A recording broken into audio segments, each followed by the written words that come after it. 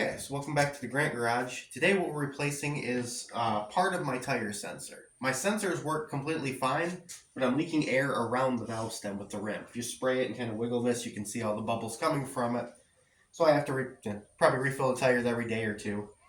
That's real annoying. But since my sensors work fine, I'm only going to replace the stem part of it. These GM ones are part of the stem. They screw to the back side of it.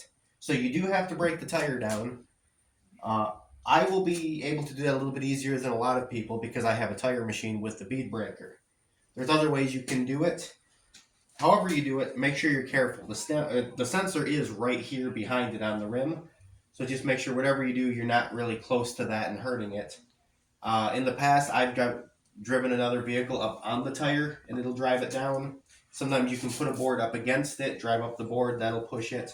But the old style bumper jacks go right there too, kind of nicely. And if you jack up a vehicle on top of that, that can also pop it. I won't be doing any of those because I have the tire machine. I'm also not sure exactly what year range this is, but it's most of the GM ones that I've ever really worked on. My vehicle is a 2011 Silverado that this is in. Most of the stuff from around that area is going to be pretty much similar. So I didn't film taking the tire off. I feel like most people know how to do that one. So the start is to let the air out. Just get the valve core tool, unscrew the core.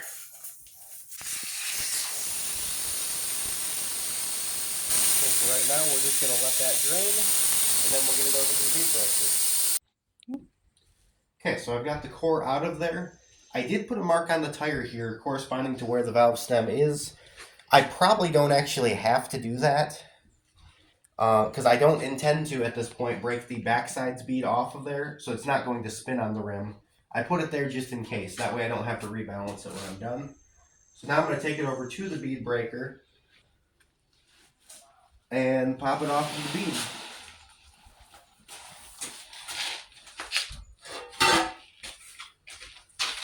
And like I said, you don't want to damage the sensor. So be mindful of where it's at.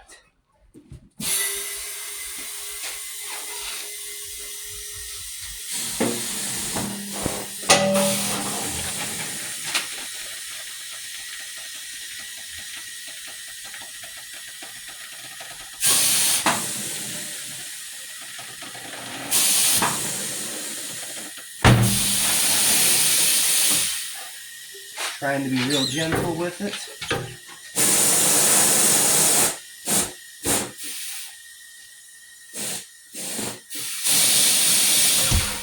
Okay. Now that's off. I'm going to use this here just as a nice table for me.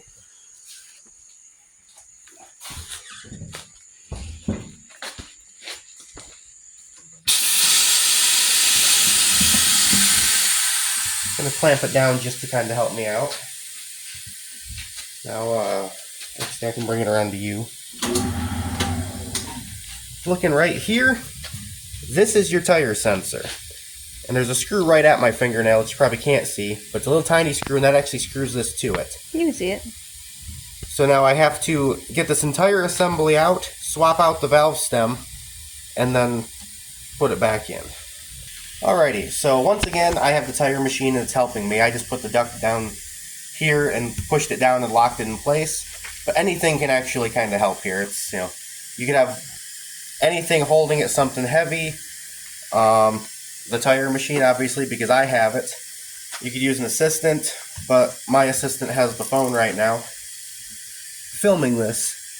So now there's the screw here, and I'm going to try to take the sensor off before I start. Because a lot of times you have to mangle a valve stem to kind of get it out of here. So I would feel a whole lot better about it if it wasn't actually hooked to it when I started doing the mangling. Because right now this repair is going to cost me about $4. But if I break that, then it goes up to like $40 and some programming that I don't feel like doing. I'm just unscrewing it right now. I'm sure my hand's in the way.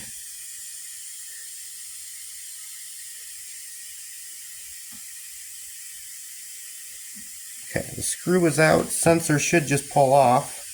And it does.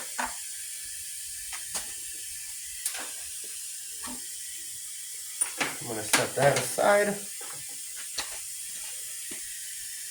Okay, and we're just left with that.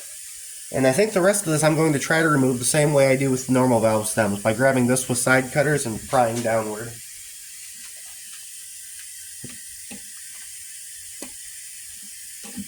Also, I apologize for my voice. I have like a head cold or something, so if the nose doesn't work good, nothing else does either.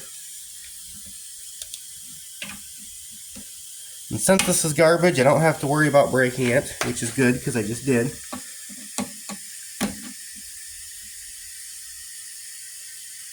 Sometimes you can even pry them right up through the top, too. Okay, I think, did it just drop a chunk? It should have dropped a chunk because I'm missing a chunk on here. So I'll locate that, get rid of it. This is the old one. I broke a piece off of this while I was trying to remove it down here. But this is garbage anyways. Well, you can even see the corrosion on there. This is where I was leaking. The rubber is also kind of hard. So we're going to get rid of that, and I'll get the new one. Okay, so I have this assembled again. I assembled it out here. It's just a lot easier to do. Essentially, this brass shaft part of it goes into here. It is shaped like it, so it holds it in place. I got the Torx bit screwed down.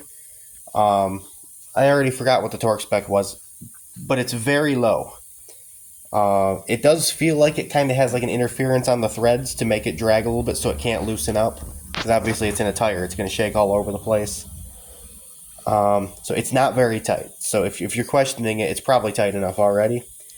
So now we're going to go ahead and put it from the inside out. And then I'm going to screw my tool onto these threads and pull it up through. Hold my tire down, kind of get it started. Biggest thing is just don't damage the sensor.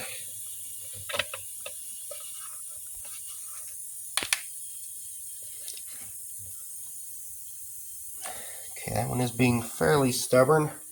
I'm going to get something that I can actually kind of pry on this with. I also think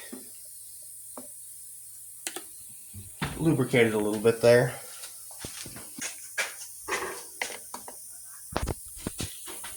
How forceful you get with this depends on how nice your rims are. Mine are decent, but not brand new, so I don't mind if I pry on them a little bit.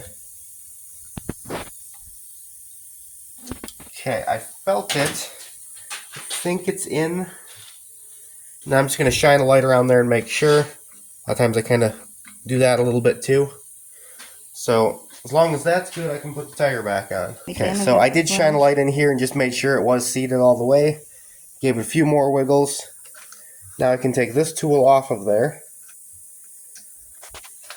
Then, depending on how stubborn your tire is going to be, you may have to remove this valve core in order to put air back in it. I think because I'm out here, I only did the one side. I'm out here, I have help. I think I'm going to lift right here. I'm going to have somebody else hold up over here, and I think we can probably seal enough. My rim's not real corroded, so I think it should probably go.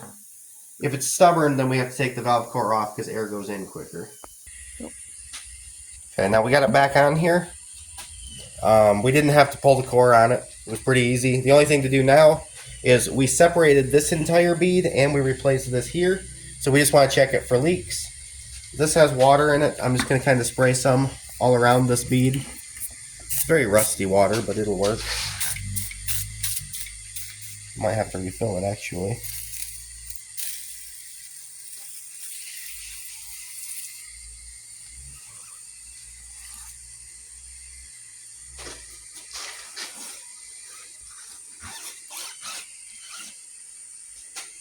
Watch yourself, just maybe get you. You did get me.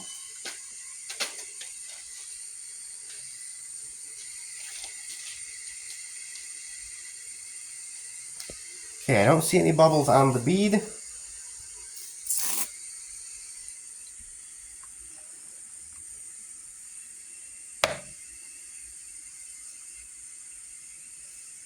And none around the stem either, so that's a nicely sealed tire. So we'll get it on and switch it out for the other one now. Alright, so we got the sensor replaced, got the tire up to pressure, and it's back over here. I already started all the lug nuts by hand. That's important. If you just go on here with the impact, you can cross start them real easily.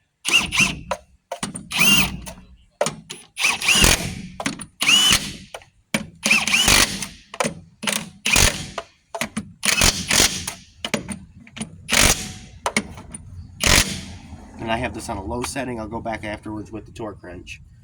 But that's on for now. So I've done both back tires. I really only filmed the one because it's the exact same procedure.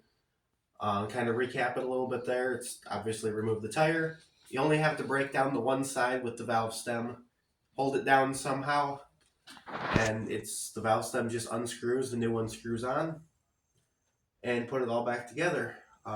Pretty straightforward, and it's nice because you don't have to reprogram the sensor. Because the sensor itself is still the same ones that were in there, and since they worked fine, no reason to change them. Did take the repair from like a $40-something repair to a $4 repair, so $8 for both sides.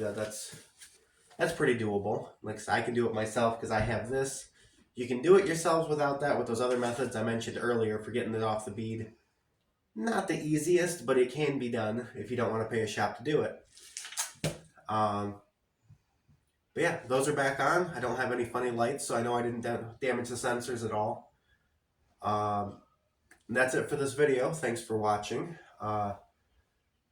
And if you have any questions or anything you liked or disliked, go ahead and comment on it. Let me know. Subscribe if you liked it. And let me know what kind of videos you want to see next. Thanks for watching.